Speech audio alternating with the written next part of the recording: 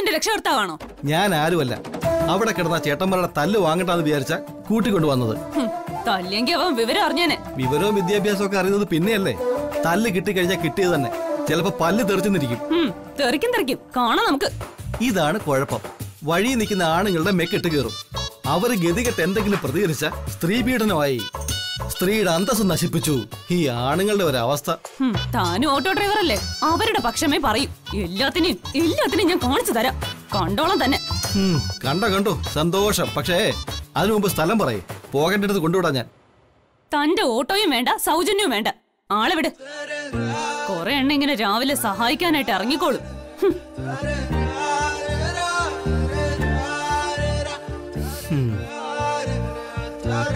ഇതൊരു നടക്കും രണ്ടു നടക്കും പോവൂല. ആണൊരുത്തന്റെ ഇത് രണ്ട് കിട്ടിയാലേ പഠിക്കൂ.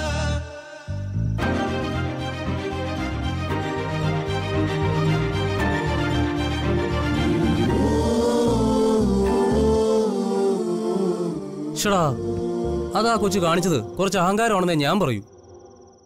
കുറഞ്ഞ പക്ഷം കൊച്ചേട്ടന്റെ നല്ല മനസ്സ് അവളെ തിരിച്ചറിയണമായിരുന്നു. തിരിച്ചറിയും. തൽക്കാലം ഞാനൊന്ന് തല കുടിച്ചു കൊടുത്തതാ. ദിവസങ്ങൾ ഇനിയുണ്ടല്ലോ. ഞാനും അവള് ഈ നാട്ടുകാരും. ഇന്ന് എന്റെ തല കുനിഞ്ഞെങ്കിൽ നാളെ ഞാൻ അവളുടെ തല കുനിയിക്കും. ഞാൻ കിട്ടുന്ന താലി ഏറ്റുവാങ്ങാൻ. ഇന്നത്തെ ഈ വില്ലനും നാളെ ഹീറോ ആവുന്ന അർത്ഥം. Just wait and see. Okay?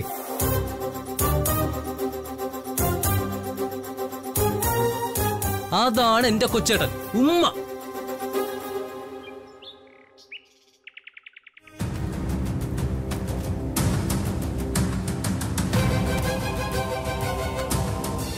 വീണ്ടും തുടങ്ങിയല്ലേ? എന്റെ കുഞ്ഞേച്ചി ഒന്ന് അടങ്ങ്. ടൗണിൽ പോയിട്ട് വരുമല്ലോ വല്യേച്ചി. തൃപ്പങ്ങോട്ടേക്കല്ലേ പോയത്? ഇത്രയും ദൂരം പോയിട്ട് വരുമ്പോ ചിലപ്പോ പറഞ്ഞതിനേക്കാൾ കുറച്ച് സമയം എടുത്തെന്നിരിക്കും. അതിന് കുഞ്ഞേച്ചി ഇങ്ങനെ തുടങ്ങി എന്ത് ചെയ്യും? ഞാനിങ്ങനെ തുടങ്ങുന്നതെല്ലാം നിനക്ക് കുറ്റമല്ലേ? ഇവിടുന്ന് അങ്ങ് പോയിട്ട് ഒരു രാത്രി കഴിഞ്ഞല്ലോ. ആൾ ഇനിയും തിരിച്ചെത്തിയിട്ടില്ല. പോട്ടെ. ഇതിനിടയ്ക്കൊന്ന് വിളിച്ചോ? അതും ഇല്ലല്ലോ. പിന്നെ എന്താ നമ്മൾ വിചാരിക്കേണ്ടത്? നീ തന്നെ പറയേ. വിളിക്കാൻ സാധിക്കാത്ത സാഹചര്യം ആയിരിക്കും. അല്ലെങ്കിൽ തിരക്കിനിടയിൽ വിളിക്കാൻ മറന്നതായിരിക്കും. ആർക്കറിയാൻ തൃപ്പങ്ങോട്ടത്തെ ഇപ്പോഴത്തെ സാഹചര്യം എന്താണെന്ന്? കറക്റ്റ്, അതാണ് പോയിന്റ്. തൃപ്പങ്ങോട്ടെ ഇപ്പോഴത്തെ സാഹചര്യം ആർക്കും അറിയില്ല. അതുകൊണ്ടാണ് പോകണ്ടെന്ന് 100 തവണ ഞാൻ പറഞ്ഞത്. എന്നിട്ടും പോയി. ഇനിയിപ്പൊ അവിടെ ചെന്ന് എന്തെങ്കിലും ഏടാകൂടത്തിൽ പെട്ട നമ്മളെ ഉള്ളു പോയി രക്ഷിക്കാൻ.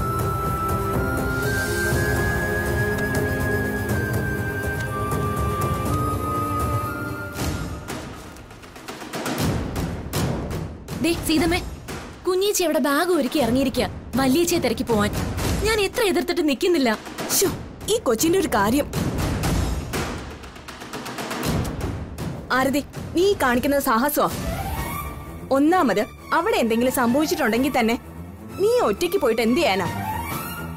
രണ്ടാമത്തെ കാര്യം, അഞ്ജലി അവിടുന്ന് തിരിച്ചിട്ടുണ്ടെങ്കിൽ പിന്നെ നിന്നെ തിരക്കി വേണം ഇവിടുന്ന് ആൾക്കാരെ അങ്ങോട്ട് പോവാൻ. സീതമ്മയും വെറുതെ ആരെയും പോലെ സംസാരിക്കരുത്. ഇന്നലെ മടങ്ങി വരുന്ന പറഞ്ഞല്ലേ ചേച്ചി തൃപ്പങ്ങോട്ടേക്ക് പോയത്. നേരെ ഇരുട്ടി വെളുത്ത് ഇത്രയായി വന്നിട്ടില്ല. അപ്പൊ പോകണ്ടേ നമ്മളിൽ ഒരാളെങ്കിലും അന്വേഷിക്കാൻ? എല്ലാം ശരി തന്നെ. പക്ഷേ കുറച്ചുകൂടെ ഒന്ന് ക്ഷമിക്കുന്നേ. ഇപ്പോ അഞ്ജലി വരാത്തതിന്റെ ടെൻഷൻ മാത്രമേ ഉള്ളൂ. ഇനി നീ കൂടെ പോയാ അതിന്റെ ടെൻഷൻ കൂടി ആവും. ഇന്നൊരു ദിവസം കുറച്ചുകൂടെ സമയം നമുക്ക് നോക്കാം. രാത്രി വരെയും വന്നില്ലെങ്കിൽ നാളെ നമുക്ക് ഒരുമിച്ച് പോവാം. എന്താ, അതുപോരെ? സോറി, നിങ്ങൾ നാളെ നോക്കിക്കോ. ഞാൻ ഇപ്പൊ തന്നെ പോവാ. എനിക്ക് എന്റെ ചേച്ചിയെ രക്ഷിച്ചേ പറ്റൂ. കുഞ്ഞേച്ചി,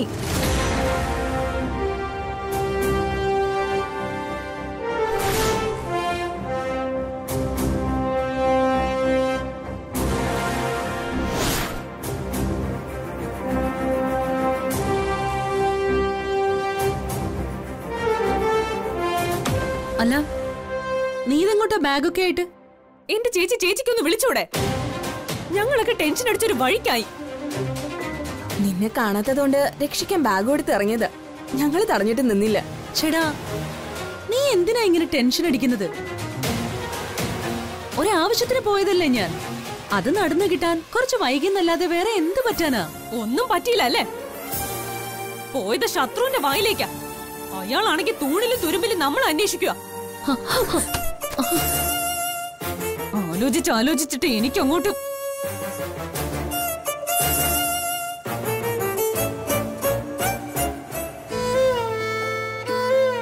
എന്താടി ഇത്? നീ വെറുതെ ഇമോഷണൽ ആവാതെ, ഞാൻ എത്തിയല്ലോ. ആദ്യം നീ ഒന്ന് കൂളാവ്. ഞാൻ ആദ്യം നമ്മുടെ അച്ചൂട്ടിനെ ഒന്ന് കാണട്ടെ. നിങ്ങൾ വാ.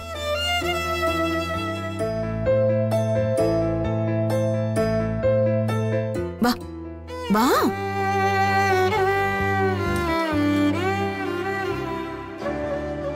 അച്ചൂട്ടാ, മോനെ, അച്ചൂട്ടാ, മോനെ എങ്ങനെയുണ്ട്? ആഹാ, മിടുക്കനായല്ലോ. അതെ അതെ, നല്ല മാറ്റമുണ്ട്. മോന്റെ കുരുക്കളൊക്കെ പൊഴിഞ്ഞു തുടങ്ങി. ഇന്നലെ ഏതാണ്ട് അർദ്ധരാത്രി ആയപ്പോ കണ്ണു തുറന്നു. വെള്ളം വേണമെന്ന് പറഞ്ഞു, കുടിച്ചു. ഇപ്പതാ ഒരു കരിക്കിന്റെ വെള്ളം മുഴുവനും കുടിച്ചു. ഇപ്പോഴാ വിശപ്പും ദാഹവും വീണ്ടും വന്നത്. നന്നായി. പൂജ കഴിഞ്ഞതോടെ ദേവി കണ്ണാലെ കാണിച്ചു തരുന്നതാ ഈ മാറ്റം.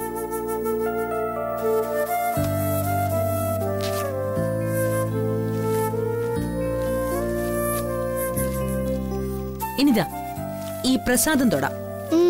അതോടെ വീണ്ടും കുറഞ്ഞോളൂ.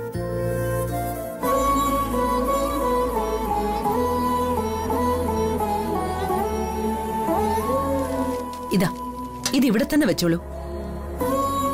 ഇടയ്ക്ക് തൊട്ടു കൊടുക്കണം. ഞാനൊന്ന് മുറിയിൽ പോയിട്ട് വരാം.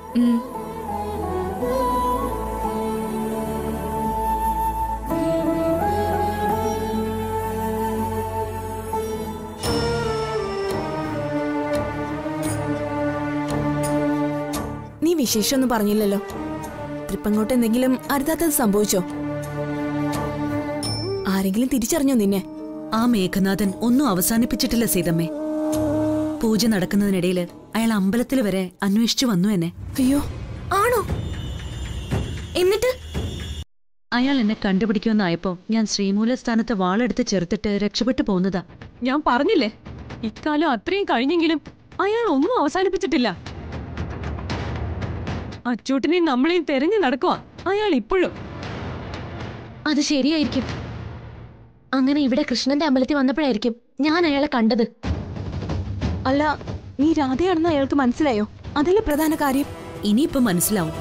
ശ്രീമൂലസ്ഥാനത്ത് വാളെടുത്ത് വീശാൻ തൃപ്പങ്ങോട്ട് തറവാട്ടിലെ പെൺകുട്ടിക്ക് ധൈര്യം വരൂ എന്നയാൾക്കറിയാം. എന്തായാലും നമ്മൾ ഇനി കൂടുതൽ കരുതിയിരുന്നേ പറ്റൂ. ഇന്നലെ രാത്രിയില് ശ്രീമൂലസ്ഥാനത്തെ പള്ളിവാളിന്റെ അപ്പുറത്തും ഇപ്പുറത്തുമായിട്ട് വീണ്ടും ഞങ്ങൾ മുഖാമുഖം നിന്നു. ദേവീ കടാക്ഷം കൊണ്ട് മാത്രം അപ്പ അയാളുടെ കയ്യിൽ പെടാതെ ഞാൻ രക്ഷപ്പെട്ടത്. ഇനി ഒരു ദിവസം അതേ വാളും പിടിച്ച് ഏത് സമയത്തും അയാൾ നമ്മുടെ മുമ്പിൽ വരും. തലയ്ക്ക് മുകളിൽ തൂങ്ങുന്ന വാള് പോലെ. ആ സന്ദർഭത്തെ നമ്മൾ കരുതിയിരിക്കണം. ആ സന്ദർഭത്തെ വേണം നമ്മൾ കരുതിയിരിക്കാൻ.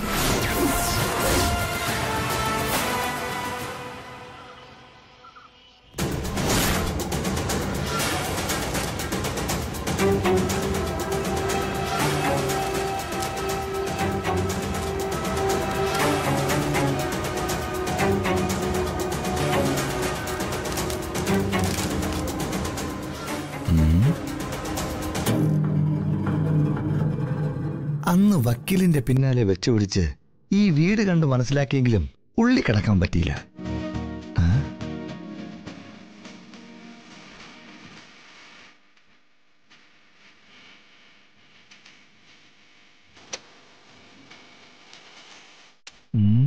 ആളേതായാലും അകത്തുണ്ട്.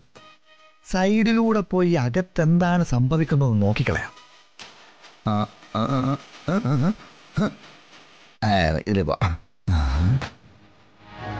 കോടതിയിൽ ഒരു അഫിഡവിറ്റ് കൊടുത്തു കഴിഞ്ഞാൽ വരാവുന്ന ചോദ്യങ്ങൾക്കെല്ലാം തെളിവ് സഹിതം ഉത്തരം കൊടുക്കാൻ ഈ രേഖകൾ മാത്രം മതിയാവും. അതോടെ മേഘനാഥന്റെ വാദങ്ങൾ പൊളിയും. പിന്നെയാ കളി. തൃപ്പങ്ങോട് ദേശത്തെയും അവിടുത്തെ പാവം ജനങ്ങളെയും ബാധിച്ചിരിക്കുന്ന ഈ മനുഷ്യ ക്യാൻസറിനെ വേരോടെ അവിടെ നിന്ന് കുടിയിറക്കണം. അതോടെ തൃപ്പങ്ങോടിന്റെ പഴയ പ്രതാപം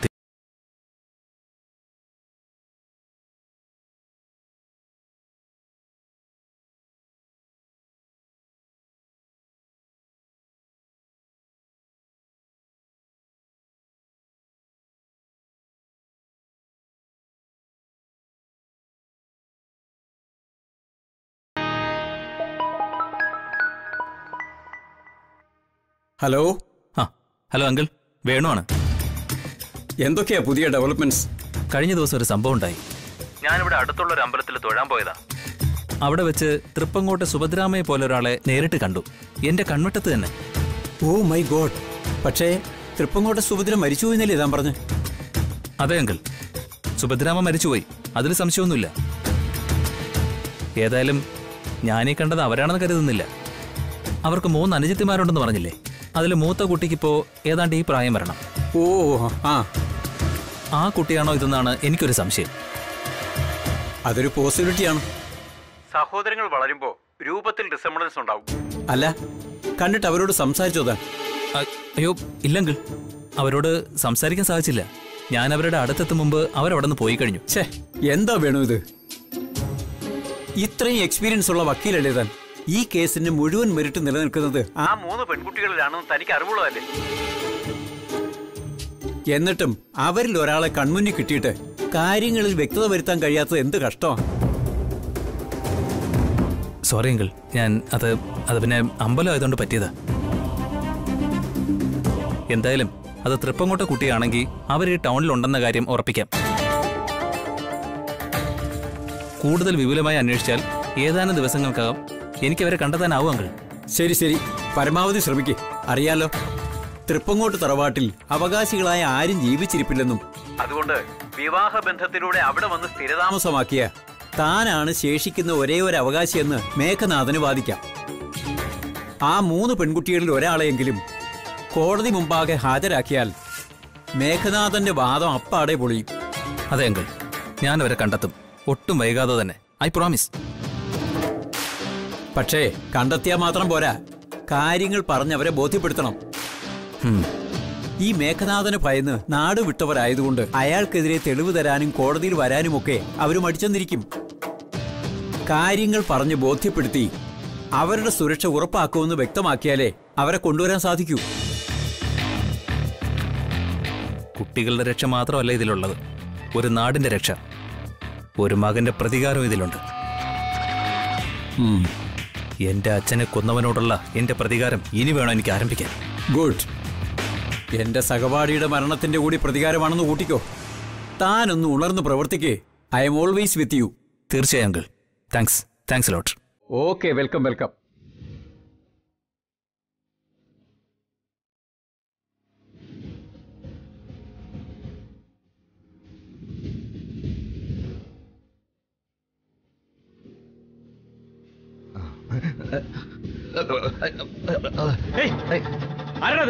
അറിയില്ല. അവിടെ നിൽക്കാൻ. നിൽക്കണ അവിടെ. അവിടെ നിൽക്കാൻ. അവിടെ നിൽക്കാൻ. ഓടിക്കട്ട, എനിക്ക് വീട് മാറി പോയതാണ്. നിൽക്കാനാ പറഞ്ഞ.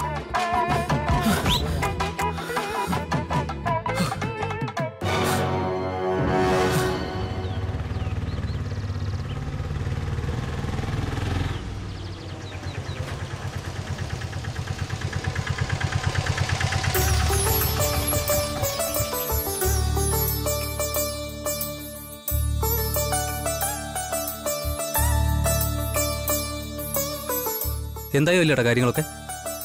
ബാങ്കുകാരെ സെറ്റിൽ ചെയ്തോ? കാര്യങ്ങളൊക്കെ തൽക്കാലം ശരിയാക്കിയിട്ടുണ്ട്. പറഞ്ഞിട്ടൊന്നും കാര്യമില്ല. ഇതുകൊണ്ട് അവസാനിക്കുകയില്ല. അച്ഛന് ഇനിയും പോയി ഇതുപോലുള്ള ഏടാകൂടങ്ങളിൽ തലവെക്കുന്നുള്ള കാര്യം ഉറപ്പാ. ഏട്ടൻ പറഞ്ഞു കാര്യങ്ങള്. കല്യാണത്തിന് സമ്മതിക്കാതെ ഏട്ടനെ വീട്ടിൽ കയറ്റില്ലെന്ന അച്ഛന്റെ ഉഗ്ര ശബ്ദം. ഇതിപ്പോ എവിടെ ചെന്ന് അവസാനിക്കുമെന്ന എനിക്ക് മനസ്സിലാവാത്തത്. പഴയ ആൾക്കാരല്ലേ മുരളി, അതൊന്നും കാര്യമാക്കണ്ട. പ്രസാദം അഡ്ജസ്റ്റ് ചെയ്ത പ്രശ്നങ്ങളൊക്കെ തീരില്ലേ? എന്റെ കല്യാണമാണ് അഡ്ജസ്റ്റ്മെന്റ് എങ്കിൽ അത് തീരില്ല പുഷ്പേട്ട. നിങ്ങൾ നിങ്ങളുടെ പാട് നോക്കാൻ നോക്ക്.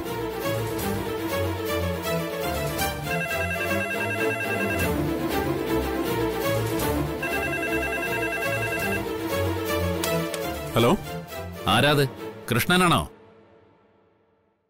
അതെ അച്ഛാ. ആ, നീ അവിടെ എത്തിക്കാണോന്നൊരു സംശയം ഉണ്ടായിരുന്നു. കാര്യങ്ങളൊക്കെ മനസ്സിലാക്കി നീ ലോൺ സെറ്റിൽ ചെയ്തത് നന്നായി, സന്തോഷം. പക്ഷെ അതിലും വലിയ സന്തോഷം നീ അവസാനം കല്യാണത്തിന് സമ്മതിച്ചതിന്. നിന്റെ മനസ്സ് മാറിയെന്നറിഞ്ഞപ്പോ പൊതുജീവൻ കിട്ടിയ അവസ്ഥയില്ല ഞാൻ. കല്യാണം? അതിനാര് സമ്മതിച്ചു? ഞാൻ ആ ശ്രീധരൻ മാഷിന്റെ മോളുടെ കാര്യം പറഞ്ഞില്ലേ, അത് ഇഷ്ടപ്പെട്ടില്ലെങ്കിൽ വേറെ കുട്ടികളുണ്ട് നമുക്ക്. ഞങ്ങൾക്ക് ഇന്ന ആളെ പറ്റുന്ന ചാട്ടിങ്ങളൊന്നും ഇല്ലെന്നേ. അവിടെ ടൗണിൽ നിനക്ക് ചേരുന്ന ആരെങ്കിലും ഉണ്ടെങ്കിൽ അത് പറ, നമുക്ക് നോക്കാം. അച്ഛാ, അത് ഞാൻ കല്യാണത്തിന് ഞാനെപ്പോ? നീ വെറുതെ ടെൻഷൻ അടിക്കണ്ടടാ. ഒന്നും അറിയേം വേണ്ട. ഒന്ന് നിന്ന് തന്നാ മതി. ബാക്കിയൊക്കെ ഞങ്ങൾ നോക്കിക്കോളാം. അച്ഛൻ എന്തായി പറയുന്നേ? ഞാൻ എപ്പോ കല്യാണത്തിന്? ശരി ശരി, ദാ നിന്റെ അമ്മയുടെ ഫോൺ കൊടുക്ക, നിങ്ങൾ സംസാരിക്കേ. അല്ല അച്ഛാ, ഇതൊന്ന് ക്ലിയർ ആക്കിട്ട് പോവാ. ഹലോ ഹലോ അച്ഛാ. ഹലോ. ആ, യാത്രയൊക്കെ സുഖമായിരുന്നോ? സമയത്ത് ബസ് കിട്ടിയല്ലോ അല്ലേ? അമ്മേ, ഈ അച്ഛൻ എന്തൊക്കെയാ പറയുന്നേ? ഞാനെപ്പോഴാ കല്യാണത്തിന് സമ്മതിച്ചത്? ആധാരം കൊണ്ടു തന്നപ്പോഴേ ഞാൻ പറഞ്ഞതല്ലേ, ഇത് കല്യാണ കോംപ്രമൈസ് അല്ല, അഭിമാനം നോക്കി ചെയ്തതാണെന്ന്. ഓ, അതിനൊന്നും നീ ചെവി കൊടുക്കണ്ടെന്നേ. അച്ഛന്റെ ആശകള് അച്ഛൻ പറയും. നീ ഹരിക്കൊന്ന് ഫോൺ കൊടുത്തേ, ചില കാര്യങ്ങൾ ചോദിക്കട്ടെ. ഫോണൊക്കെ കൊടുക്കാം. അച്ഛനോട് അവിടെ വേണ്ടാത്ത കാര്യങ്ങളൊന്നും മനസ്സിൽ വെക്കേണ്ടെന്ന് പറഞ്ഞാ മതി. പറഞ്ഞോളാം, നീ കൊടുക്ക്. ഹരി. എന്താടാ? അമ്മയാ, നിന്നോട് സംസാരിക്കണമെന്ന്.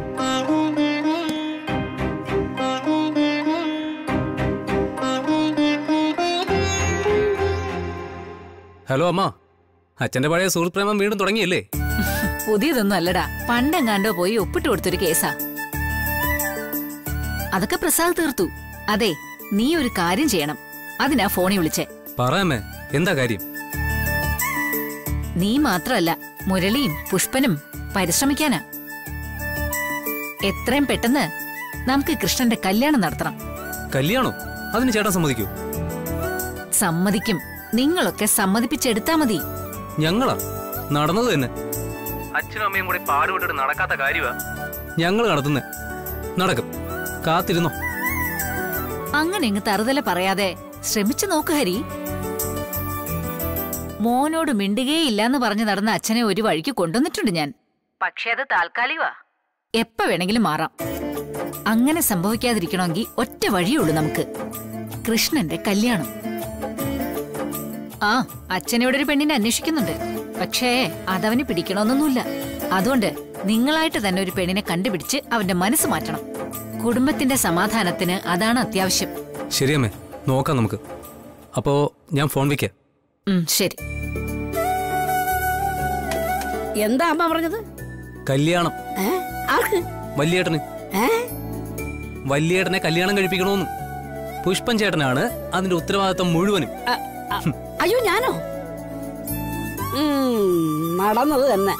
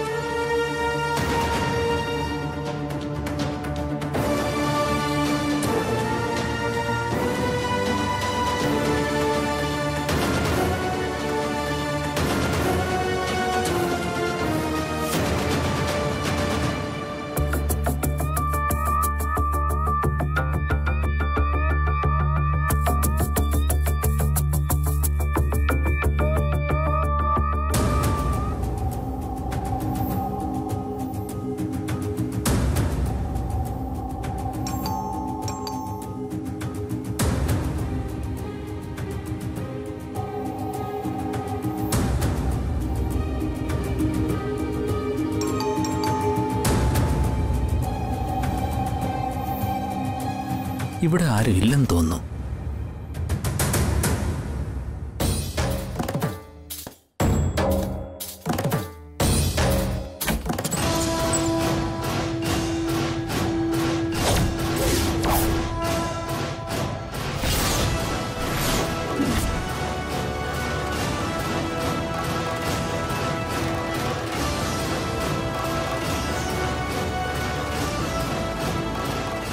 എന്റെ ദൈവമേ, ഇത് സുഭദ്രാമ തന്നെ.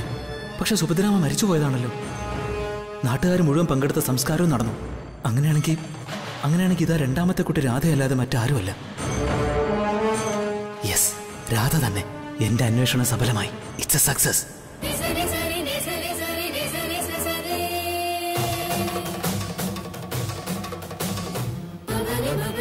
ആരാ? എന്താ വേണ്ടത്? നമുക്ക് വേണ്ട ആളെ ഏതായാലും കണ്ടെത്തി. ഇപ്പൊ നേരിട്ട് ചോദിച്ച പക്ഷെ സമ്മതിച്ചു തരില്ല. സാവകാശത്തിൽ മതി സംസാരിച്ച് കാര്യങ്ങൾ നീക്കുന്നത്. തൽക്കാലം എന്തെങ്കിലും കള്ളം പറയുന്നതാ നല്ലത്. ഏയ്, ഹലോ, ആരാ നിങ്ങള്? എന്താ ഇവിടെ വന്നതെന്ന്? ഞാനൊരു വീട് വാടകയ്ക്ക് നോക്കി വന്നതാ. ചന്ദ്രനഗറിലെ E36 ഈ വീടല്ലേ? ചന്ദ്രനഗർ തന്നെ, പക്ഷേ ഈ സ്ട്രീറ്റ് ഇവിടുന്ന് രണ്ടാമത്തെ ടേണിങ്ങാ.